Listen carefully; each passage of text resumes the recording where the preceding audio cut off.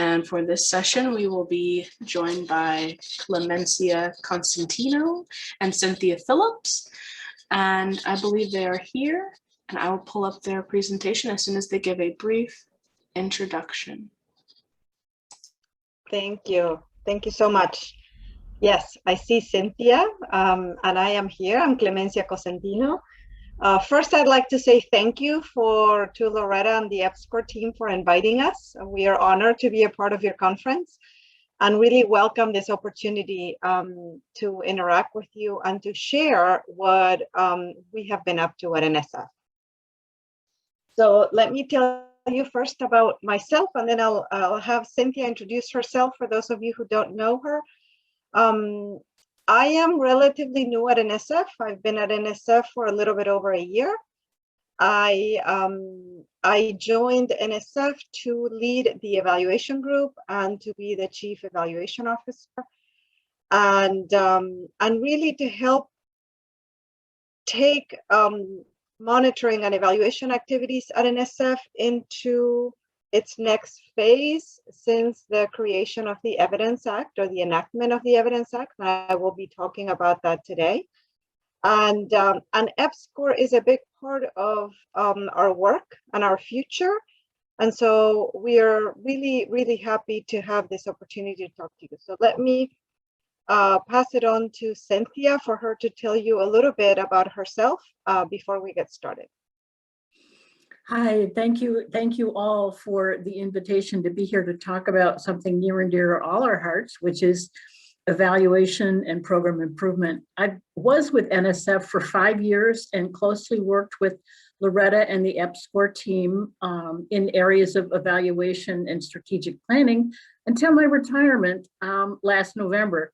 But as all EPSCoR folks know, once it's in your blood, it's there forever. And so even in retirement, here I am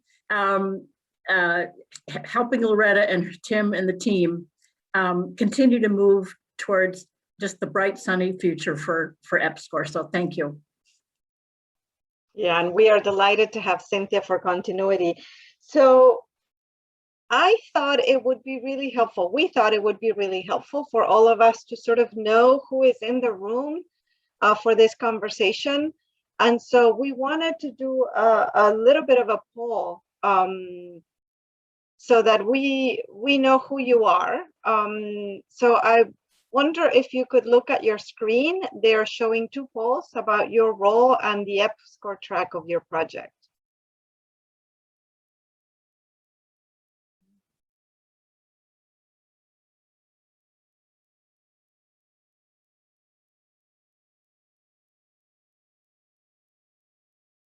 Oh, this is very helpful to know.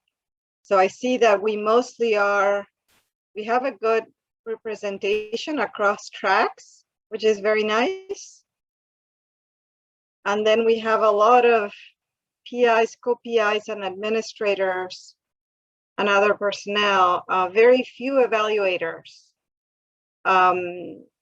So wonderful. Okay, this is very helpful for us to know. Thank you. Thank you for answering the poll.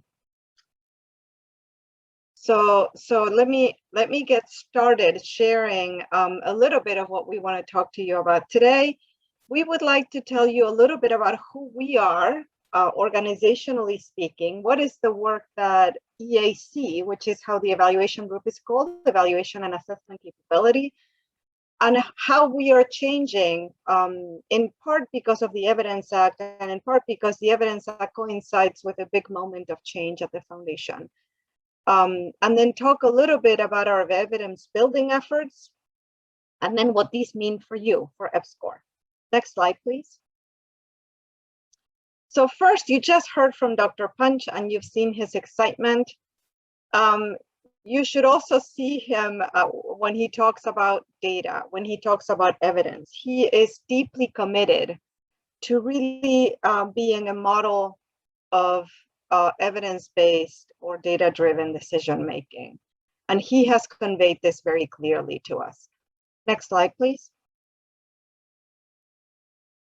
So what does this mean for the group EAC that is supposed to support the foundation in its efforts to be data-driven, to be evidence-driven.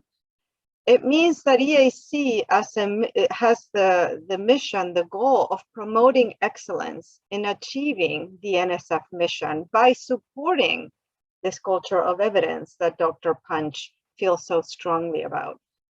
And by evidence, we don't mean, I normally, before the Evidence Act, I always thought of evidence as what happened in court, what someone presented in support of a case. We have now adopted this word to mean any body of facts or any information that is credible and that helps us make a decision, that helps us know whether something we believe is more likely to be true than not. And I say that very intentionally because it is very rare that we know for certain something to be true, but what we have is more of a likelihood function in our head.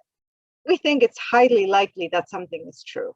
And so that's what we mean by evidence. And we distinguish that very strongly from data, by which we mean, for the most part, sort of raw data.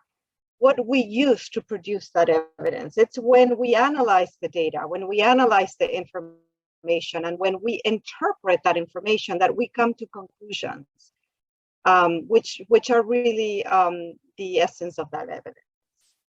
Next slide, please. So I mentioned to you earlier that the Evidence Act gave a big impetus to efforts to be evidence-driven. The Evidence Act, which is really called the Foundations for Evidence-Based Decision-Making Act of 2018, was enacted next at the end of 2019, at the beginning of 2019, in January. Next, please. If you could hit it twice to move over. And it really focuses on building and using evidence to achieve an agency's mission. So the Evidence Act aligns perfectly with Dr. Punch's vision. It also aligns well with the direction the foundation was already going in. It just elevated this work. It sort of focused on it. Next, please. And the goal of the Evidence Act is really to improve the efficacy and the efficiency of government investments. Those of us who are government servants are given dollars that we need to steward. We need to make good decisions with those investments, which really are, I always say, those are my tax dollars that are being spent. They're all of our tax dollars that are being spent, and we need to be making the best decisions that we can with them. And so the goal of EAC is really to do this, to follow the spirit of the Evidence Act, to help staff, such as the EPSCoR team, gather information, produce evidence that they need so that they can make better decisions for the future. Next slide, please.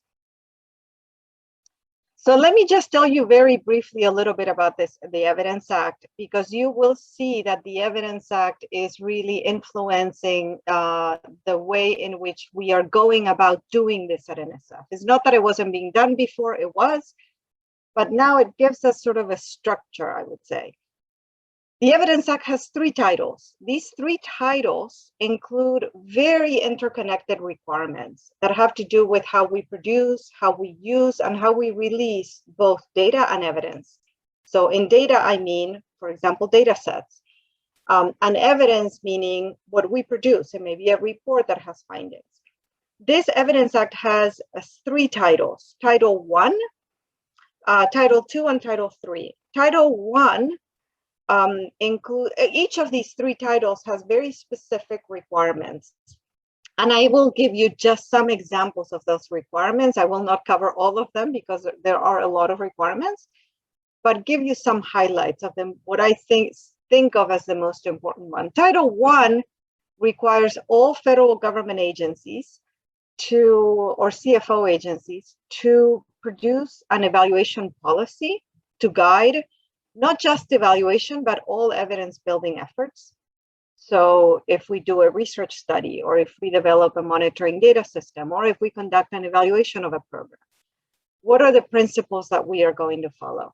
A learning agenda, which is really a set of research questions that will help the agency become more effective or more efficient. So those are the questions that we will try to answer as we move forward and we try to understand the impact that our portfolio is having and how to do things better. An evaluation plan, which is something that we have to produce once a year to inform the public of what evaluations we're going to be doing.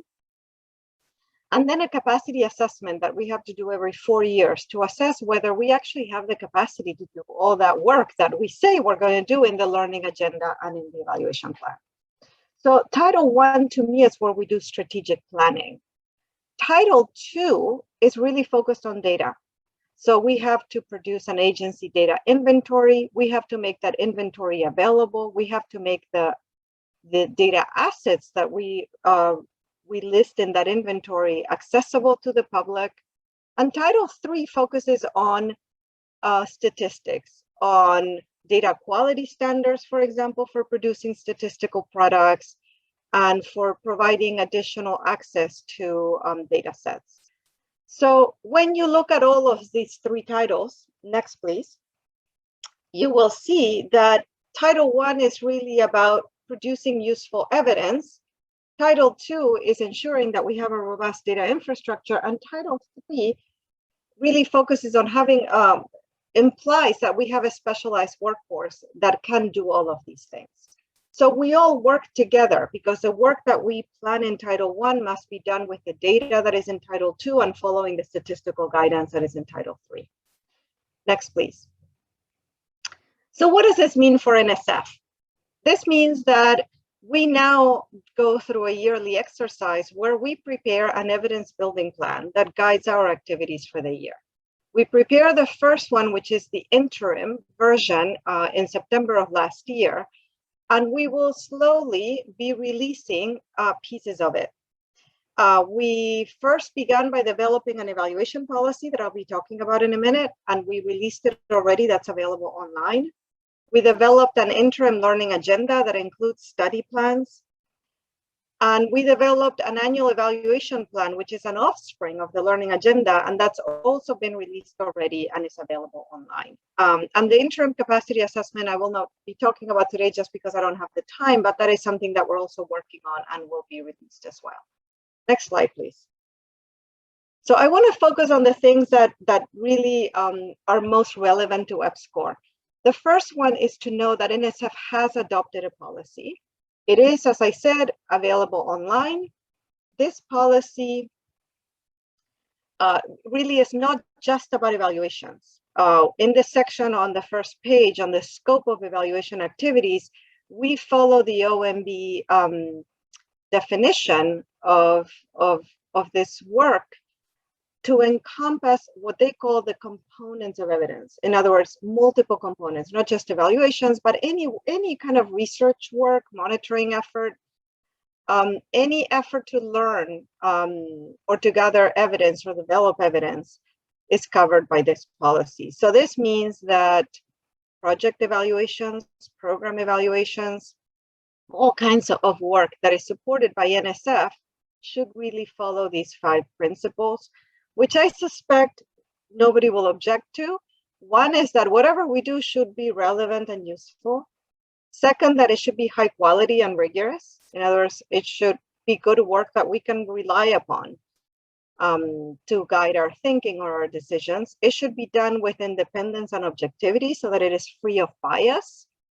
It should be transparent and reproducible. And it should be ethical.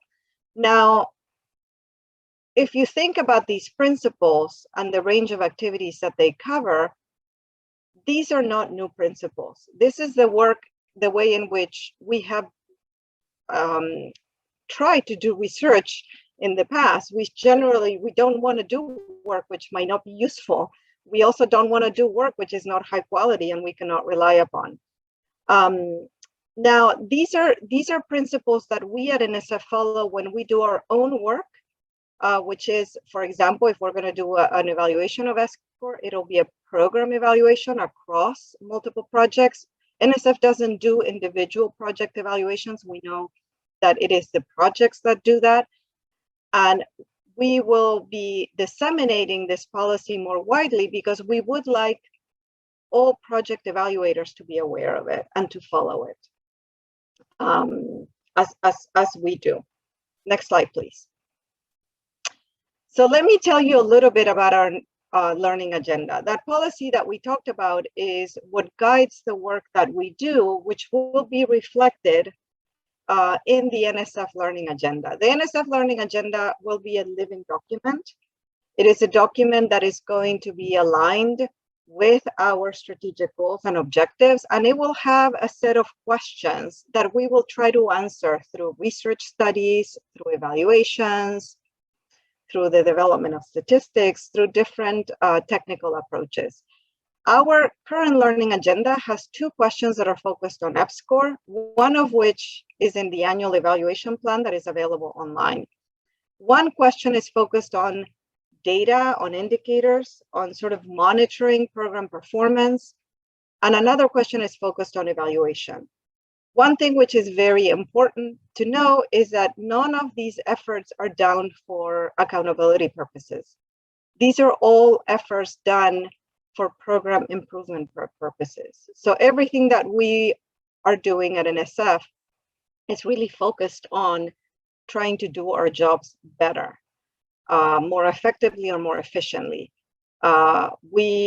We don't do, at least DAC doesn't do audits, or we don't do the work of the OIG or the GAO. We're really focused on helping program officers with providing information that they need to make decisions. Next slide, please. So let me sort of share a little bit about the 2 questions that we are considering for EPSCoR. The first one is a data system, developing a data system to be able to obtain the information that program officers need on a regular basis to monitor how the program is doing. This is something that you already in some ways do. You provide information to program officers. And we have been thinking about how can we do this better, more efficiently, and in particular, leveraging existing sources of information. So this is something that we are currently working on and thinking about to integrate efforts across tracks and potentially even to create a system that might be useful to you, to the actual EPSCoR projects. This is something we have already done. We've created a pilot for the REU program, and other programs are now joining that pilot, where we have created a data system that was really done in order to be able to collect information that NSF needed, but it was really done very intentionally with some of the project needs in mind, and provides data that are very useful to the different REU sites. And so this is something that we're starting to design now. And the second one, next slide, please, is an evaluation of the EPSCoR program. And this one was published in the annual evaluation plan, which is available online. And it's really looking at a very high level at the EPSCoR funding strategies. And this showcases very well what I was talking about before, that the evaluations that NSF does are really focused on the program level to be able to inform strategy decisions. They're really not focused on the project level and was project A versus B successful or not. It's really focused on how successful are these different approaches to promote the goals of the program and what could we do differently or better. And so we are going to be supporting an evaluation of EPSCoR, which we have designed at a very high level, and we will be working on as well next fiscal year. Next slide, please. So what does this mean for you in the long run? Well, first, we would love to start a conversation with you because you could help influence both the monitoring data system, but also the evaluation of EPSCoR. You are more knowledgeable than we ever will be about this program, and we would value your opinion. Secondly, next slide, please. we also think, as I mentioned before, and this is something to discuss, about the goal of this data system that we talked about, is for NSF to have easy access to information that it needs, and that information is very important. For those of you who might have had the time to watch the congressional hearings a couple of weeks ago, you would have heard how much support the EPSCoR program has in Congress and how many questions are asked. So it is really important for NSF to be able to answer those questions. And this could potentially provide access to you as well to information that NSF collects that is, as I said, easily accessible through other data sources. So we're thinking about how can we leverage national, regional, and state data that would provide helpful context for the program. This could potentially provide a source of information to the EPSCoR projects as well. And third, next please, is that as we do this work, we see two potential opportunities to facilitating the work of your own evaluators. One is the one that I mentioned, which is potentially access to data. And the other one is access to the protocols that we develop. We are going to walk the walk, not just talk the talk. So when we release the work that we do, we will be releasing protocols. We will be very transparent about how we collected our data, what protocols we used, what processes we followed. And that could actually provide potentially useful information to your own project evaluators. Again, we will be focusing on the program level. So I'm sure that it will not be a perfect one-to-one match to what you want to do, what you might want to do at the project level, but it could provide useful information. And we hope that that information will be leveraged as well.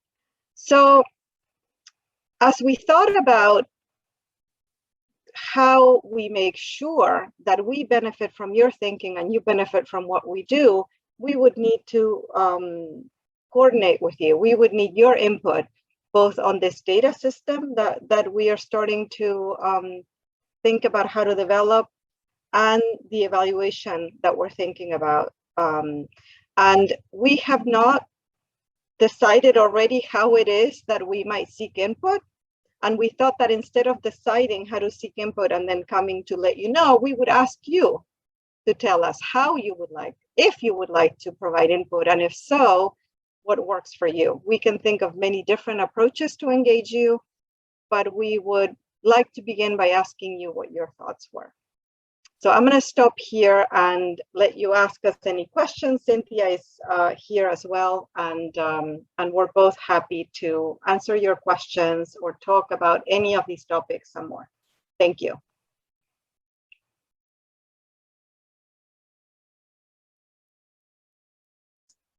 Folks, you can feel free to put your questions in the chat or come off of mute. I'm sure the presenters would love to see your beautiful faces. If you'd like to be seen, please turn your camera on and have a chat with our amazing, illustrious presenters.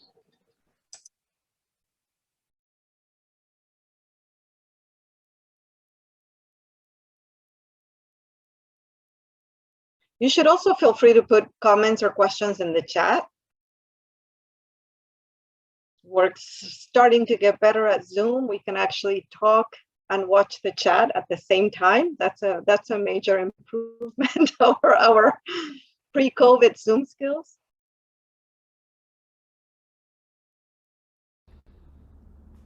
I'll start with a question. Oh, Clement, were you ready with a question? Let me ask a quick question. Okay, go for it. I'm new to this, and I'm working on a R2 track 2 project. So what would be your ideal evaluator? Because I'm obviously as a technical PI, we are always interested in technical evaluation, right? Like, so even my own evaluation, and when I planned in the proposal, it's more towards technical feedback from other professors and other experts. So can you tell us a little bit idea on what would be your ideal evaluator and what kind of information you would you would need beyond. We are also doing the T2DOP beyond that. So I have some thoughts that I'd like to share, but I first would like to give an opportunity to my colleague, Cynthia Phillips, to weigh in.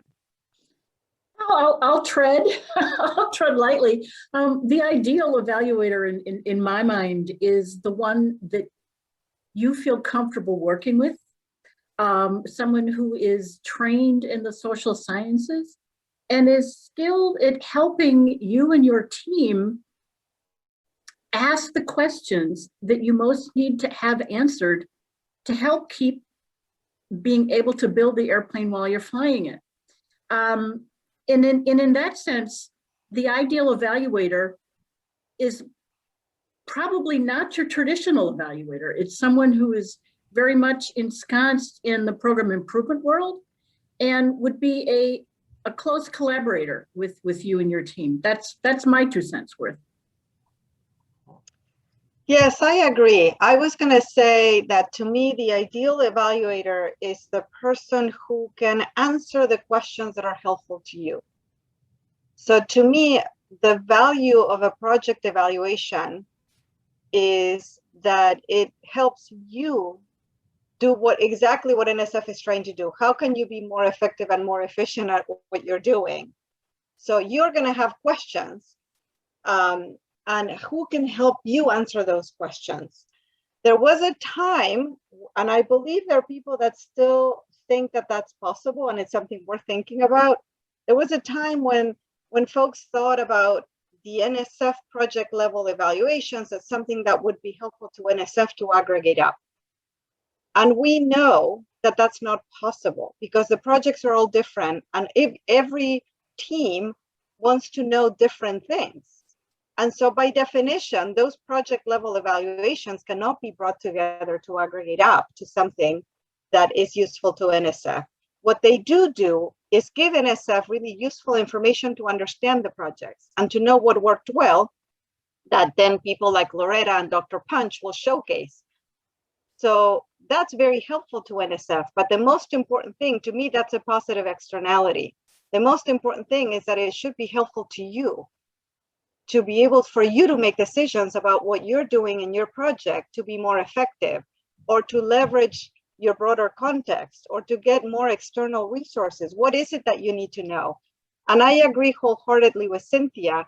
It's people generally in the social sciences that have the technical background to answer the questions that you're going to ask about project effectiveness. If they are design questions, you may need people with other technical backgrounds. So I would just be very careful in that selection because it's really important, but keeping your needs in mind. Okay, so let me pick on that example which Cynthia gave. Let's assume that I am actually designing a new airplane, okay? So I mean, in fact, that's very similar to some extent. And I have a social scientist in my team. The problem is we are still struggling. She's always asking me the question, how can I help you? And we are still struggling to communicate. So tell me, if I'm designing an airplane, I had a social scientist in my team, what we should be talking about. Of course, there is a broad impact. We are having teaching component and outreach and all that stuff. So how do we communicate? I mean, I'm still struggling with that too, honestly. I would love to dig my teeth into that one. It's something that we struggle with here at NSF too. And what we have been very successful with is the simple technique of laying out what we call a decision roadmap.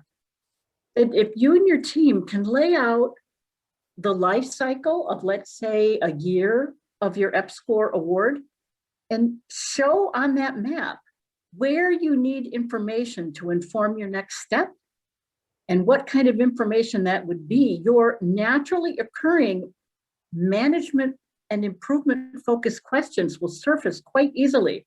Sometimes people get writer's block when it comes to thinking, well, what do I want to know? Well, when you've got the whole universe, it is pretty paralyzing. But when you say, what do I need to know about how X, Y, or Z is working in the field in order to improve it at my next opportunity, then all of a sudden you get concrete sequential thoughts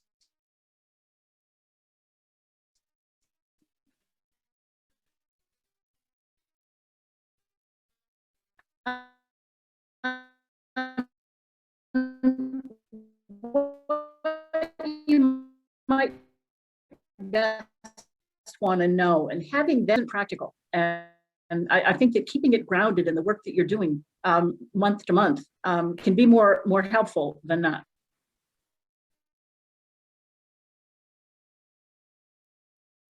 In the chat about how solicitations place evaluation near the end of the solicitation and how it can be elevated. And I agree with that. In fact, as we look at well, I have to say the evaluation principles were always in place at NSF. They were in internal documents. What we have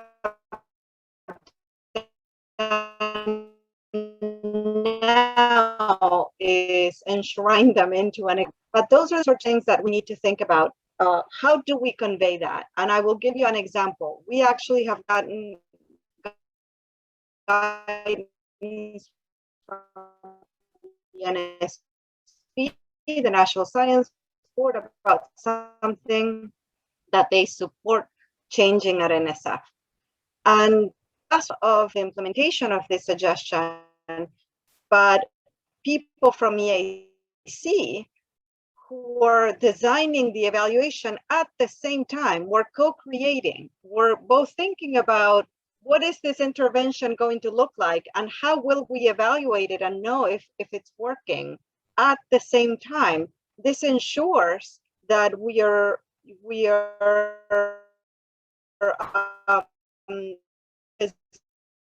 designing something that data collection, rigorous designs, then we can do exposed. If we go and implement, and then a few years later look back and say, oh, how are we doing? And we evaluate. Usually that work will not be as good or as useful as what you have done had you designed it at the outset. So I'd say that your approach to evaluation, to learning about how you're doing and to answering the questions that you need answered, that's something that has to be co-designed at the proposal stage, not done after the fact, or not we will hire an evaluator to do X, Y, and Z.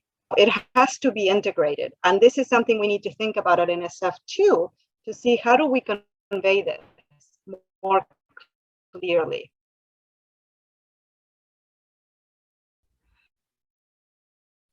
There was a comment in the chat about the Track 2 DOP system, whether or not our efforts to design a monitoring, evaluation, and learning system for EPSCoR would take that into account. And yes, absolutely. In the early functional requirements document that we're drafting as we speak, the data tables and the protocols used by the vendor for the Track 2 data collection effort played a large role in informing how we're thinking about moving forward. We like the response that the PIs have given and how useful that system is for both NSF and the PIs. And we want to model what happens next on that successful endeavor. So thanks for asking. There's also another question that I want to address, or more a comment. Reactions take time. How are you able to track all the great outcomes that occur after current awards end? That is an excellent question. This affects all of the work that NSF funds that is not focused on training individuals. Because if you think about it, when you're training an individual, say that we are offering a fellowship or a scholarship or research traineeship, we can follow that individual and monitor some milestone that we expect them to achieve. Say they receive their PhD or they publish the paper. When we are supporting efforts to advance knowledge, those things are harder for the reason mentioned. Sometimes it takes a very long time to see the effect of that knowledge, to see it translated in some way, or that knowledge mobilized to change something in the world. It also is very difficult for other reasons. It's hard to ascribe some change sometimes to some piece of NSF funding when there might have been multiple funders, or might have been multiple teams working on something. We know Scientific advances are very cumulative. So there are a lot of challenges, and this is something that we are struggling with, wrestling with, I should say, and it is a challenge that we welcome. The way that we are thinking about it is something similar to what Cynthia talked about, the decision points, but it is to think about milestones. What are indicators of progress in the right direction? In other words, we are not looking for that ultimate impact within a year or 2 years or 3 years, because it's just not realistic, but we are looking for progress. So if we can articulate what that progress would look like to tell us that we're moving in the right direction, then we can monitor that and we can make decisions based on that. We can know whether we're on the right track or not. And so that's how we're thinking about it. And then, of course, do continue monitoring to measure those long-term potential impacts, but also collecting information that is useful in the short run. Thank you. I might make go ahead. Quick statement, and I wear a couple different hats. I am a social scientist, and I'm also the director of the Track 1 for Delaware's EPSCoR program.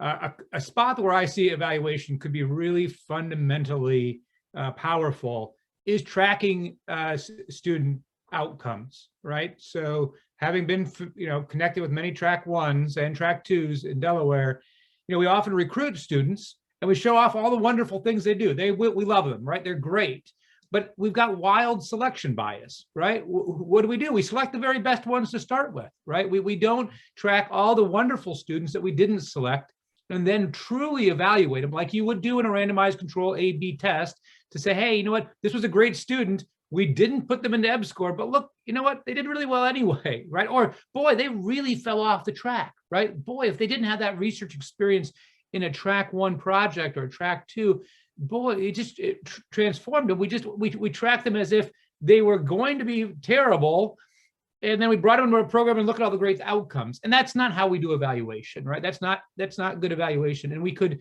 pull together some really great examples. And so when my wonderful colleagues in the EODs talk about all these stories, they're stories, and we share the stories, but we don't have that systematic approach to data that we bring to all the other science we try to do in EPSCoR and through NSF. As a Track 1 hat member, I would be frightened to have that requirement placed on my program because I already spent a lot of money on evaluation. I work incredibly hard on the evaluation and with our team. And so I would hate to have that being added because it would be a large unfunded mandate. But I think this is something that could be seen as a really important way of dealing with the Evidence-Based Policy Act, right? Within NSF, you could pool this together as a project, looking at across projects, because so many of us have these engagements with students, and we need to track both the students that we were in and those that we didn't select, right? And maybe even a pool of people who never applied, right? Maybe there's some process out there that would really allow us to compare, this intervention could help this disadvantaged student in a tremendous way. Like we would provide a level of detail, and I would hope a level of detail that NSF could use to say we are really transforming things in a really powerful way beyond stories, right? Having that data behind it. And we tell these stories now, but we don't generally carefully control our selection bias that evaluation would be there. It's scientific process is harder. I think tracking these students is more doable. I agree with you. Let me ask Loretta if I should address your comment or if she wants to talk first. I want to make a few comments first. And I know we have a lot of questions in the text box. And I want to share my screen.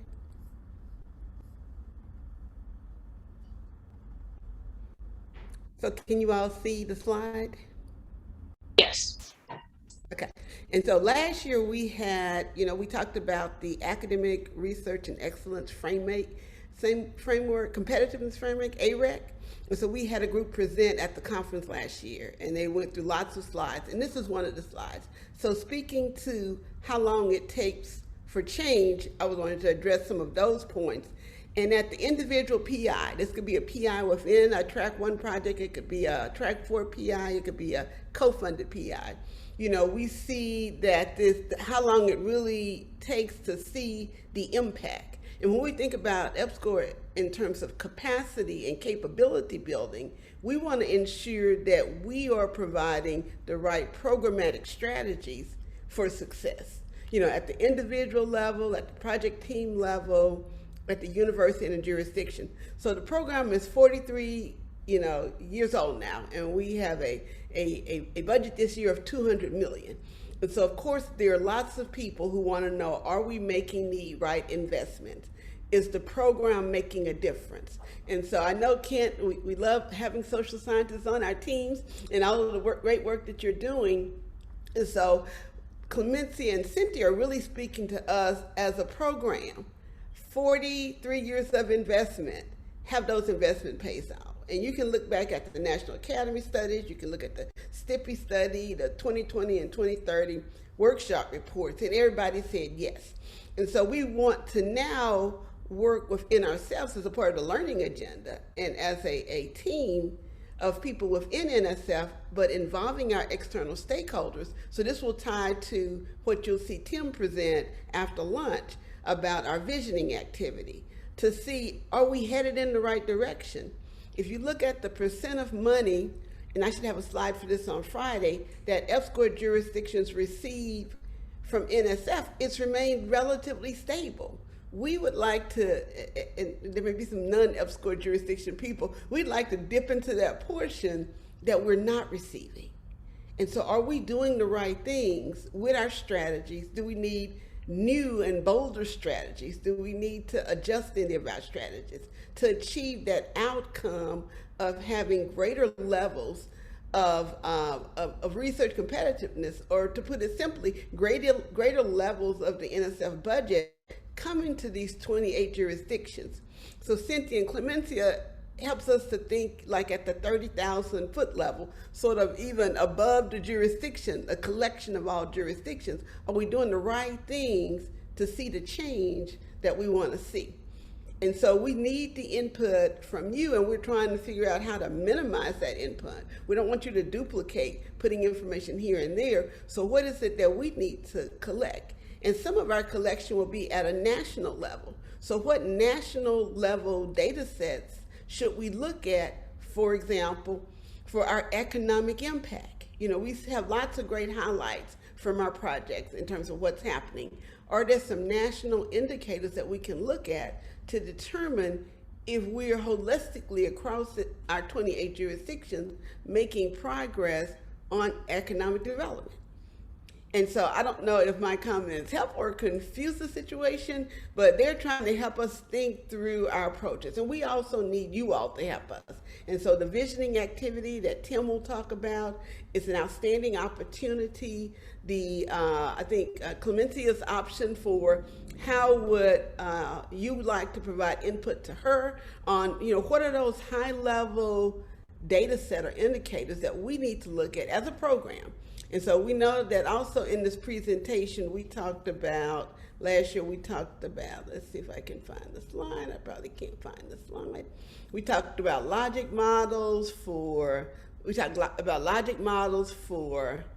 jurisdictions, for projects, for institutions. We talked about all those things. So we're also coming up with a set of briefing papers to sort of break this down for our stakeholders at a congressional level, for our PIs, for our jurisdictions and things like that. But they're really trying to help us figure out, are we doing the right thing to help you to the greatest extent possible? Because that's what we have to report back to Congress. Does that help any with your questions and some of the questions in the chat box? Appreciate the feedback, sure.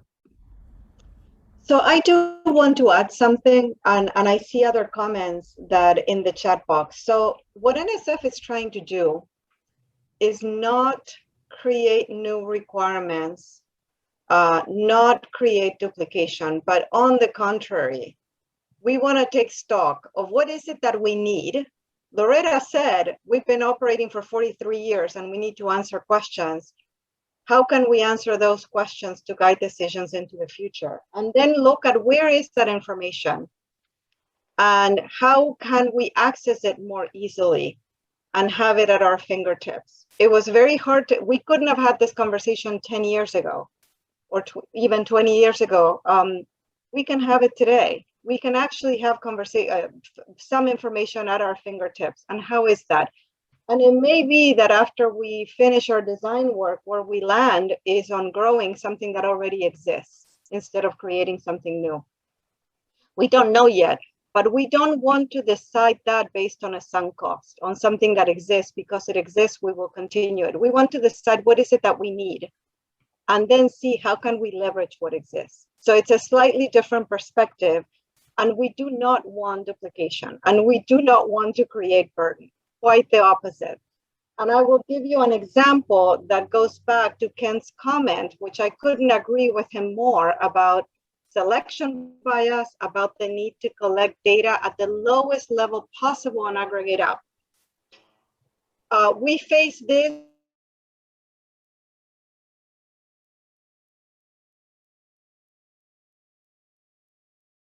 individuals with opportunities, individual students, and EPSCoR does it too. The difference is NSF is not involved directly.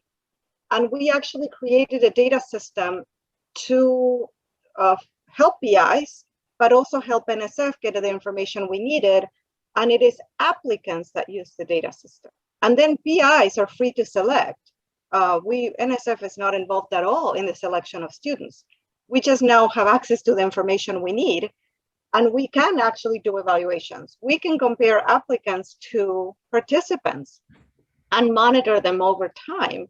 And PIs have full access to the information. So we've had PIs that had their own systems and they stopped using them. They said, well, why would we pay for our own system when we can actually leverage NSFs, which comes with data analytics that are already built in? And it was very intentional. We were doing it to meet our needs and thinking, in what ways could we help out the PIs without restricting any PI autonomy? That was decided up front. NSF is not in the business of running grants. We give the grants and the PIs run their projects. But we do need to do high quality, rigorous work. It's one of our principles that we've now put it in writing, but as I said, it was always there. And we realize these issues. In the past, NSF has asked questions about participants. Well, it's hard to know how we're doing if all we know is how the participants did when they are a select group. we know that too, but we just didn't have access to that information. And so we're thinking of ways to have access to that information. And then what are the layers? Loretta's graphic did a very nice job of showing those layers. EPSCoR is unique because you work at so many levels. And we need to be very smart about how to capture those different levels and how to understand how that context may influence, may mediate what is happening and what impacts we might see over time. And so, in fact, that may be one possibility we put on the table. We've developed a data system. We developed it originally for the REU program. Then we expanded it to IRIS. Now we have some programs at NSF that serve individuals that want to participate. Maybe that will be part of the conversation we will have with EPSCoR. Maybe in the design, we decide, whoa, let's have all the students come into this data system and fill this out, and you all have access to all that information. And we don't ask you for it anymore because we have it. So it reduces burden on you. You don't have to report to NSF anymore. And NSF now provides a service to PIs, an additional service. So yeah. Can I throw out one more idea since we're building on this theme? I mean, so one challenge is that any jurisdiction doesn't have a sufficient sample size to really draw major conclusions, right? That's right. Delaware, no way, we're too small, right? Most of we're all too small of a program, but collectively we could provide some really interesting spots. And of course, we've got amazing knowledge in our social science colleagues that could help tap this database. I mean, there's a track 5 here somewhere, Loretta. I'm saying, to talk about how to engage your social scientists who are very rigorous, have them come and compete on ideas on how to use this database to really evaluate best practices and that draw across the jurisdictions and can really, build upon it and then say, hey, you know what? Sometimes these programs don't work, just like some other experiments that we do in all types of natural sciences don't work. That's knowledge. Let's do social science now and say, you know what? This type of boot camp sounds great, doesn't work, but this is the one that works. Let's reinvest in it. Let's have that scientific way and say, look what Nebraska is doing. We've got to really double down on that kind of stuff. And Idaho is doing great things, but but again, it's science. It's going to cost, it's going to require money and investment and time and creativity. And you sounds like you got great people here on the call, and there's probably some other colleagues in our jurisdictions that could bring forward on these things. At 1 o'clock, Tim Van Rieken is going to talk about that future visioning activity, and we're going to ask for people to go to that website and nominate or sign up to participate. Make sure that you represent social scientists. Nominate yourself, nominate someone else. We need those nominations to come in, and social scientists are a very important part of all of our projects, and I think everyone's recognizing the importance, and so we want to make sure that they're represented in the visioning activity, in our listening sessions, and so we'll have them broken out, but make sure that everyone stay tuned for Tim at 1 o'clock. Tim, do I see a thumbs up? So Loretta, I would like to say one last thing before we go, which is I couldn't agree more with what Kent said, and in fact, the way we've articulated that same vision, which is for NSF wide, not just EPSCoR, is that we see three buckets. We see monitoring. We need to monitor performance. We need to know how we're doing. And we need to report to Congress so that they keep giving us money so that we can give the grants. So we need information. We need to evaluate to see how we're doing and what we can do better. In other words, it's for improvement, not for accountability. These are not audits. And last, we need to support research because we have a community that is incredibly knowledgeable. NSF doesn't have the bandwidth nor the knowledge to really mine what is possible out there. But if we create some enabling conditions, for example, a data system, we could actually complement these awards with research awards for very knowledgeable people to give us compelling questions that could be answered. So it is part of the vision. It's absolutely there. As I said before, we're not looking for duplication nor redundancies. We are looking for creating a more enabling environment, not only for NSF to answer its program level questions, which I agree completely. Any one project is insufficient for NSF. We need to go across projects to understand how our strategies are working. And there will be variation in effectiveness within projects. That's really for the projects. It's not, NSF really cares more, the work that we do at EAC is about the program level, I should say.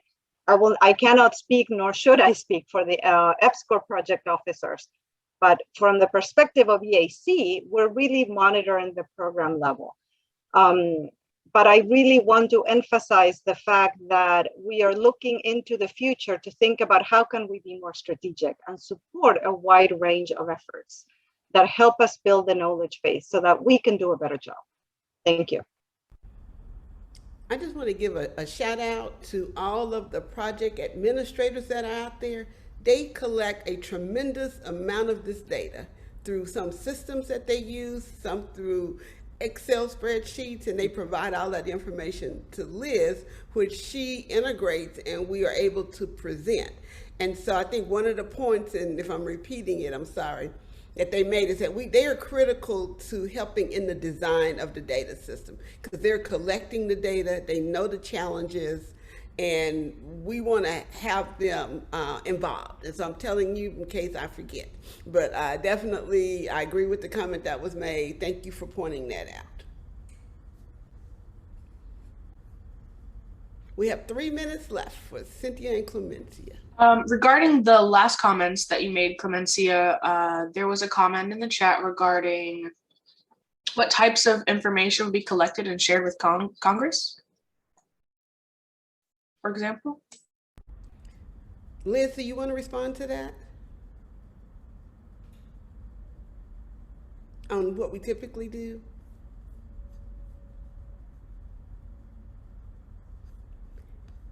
If not, I will respond. Typically we have to do a congressional report at the end of the year. And it's a high-level report where we congregate all the information. And sometimes it's not clear to us as we congregate, as there are highs and lows in our data, if everyone is collecting the same information in the same way. Is everyone calling apples apples or oranges oranges? And we know we don't provide a whole lot of guidance. So for us to be able to report, we need to make sure that we are consistently reporting the same things across all 28 jurisdictions. This is for track 1. Track 2, with the data outcomes portal, it's somewhat more standardized. And so I think that's important. But then we also will get congressional inquiries from a congressman, from a congresswoman or senator from a particular jurisdiction, and we like to be able to report. And a lot of what we report is some highlights, and we thank you all for those highlights that you sent in. We want more highlights from our track 2 and track 4 projects.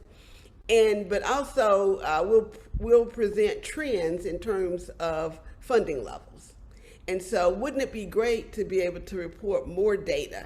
Like maybe if some of the investments that have been made in STEM education are really paying off, and you see some national trends. And we know it doesn't happen overnight, as the prior slide showed, but it would be nice to really talk about our impact beyond money on EPSCoR jurisdictions. And so we want to be able to do that and to have evidence. And another thing Kent pointed out was that some projects are hugely successful maybe in a particular outreach activity, and someone else might not quite be as successful. So when a director talks about doing things at speed and scale, we have to be able to identify which are the items that we want to be able to model after or duplicate so that we can put it at speed and scale. So we see all of these things sort of converging to really provide a great way for our jurisdictions to be more successful, whether you're developing a new strategy or you're implementing something that has been shown to be effective.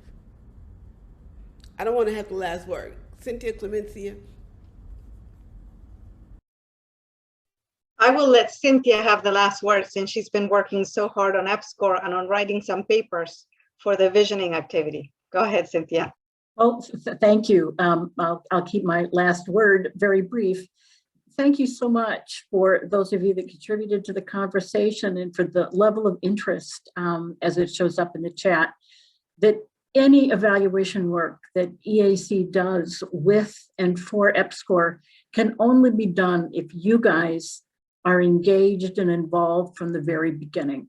And so in the small role that I play as an intermittent expert, I'm really looking forward to reaching out to each and every one of you to learn what's working best for you as it relates to evaluation and data, so that we can together build a system that will streamline and reduce burden and allow us to have all the things we need. Almost like the movie, The Minority Report. You can just fold and sift and have everything in a dashboard at your fingertips. I mean, just imagine how powerful that could be for all of us. Thanks.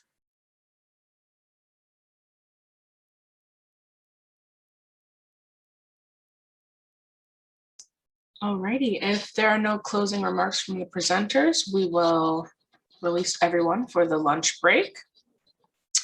I'll pull up the agenda for everyone here.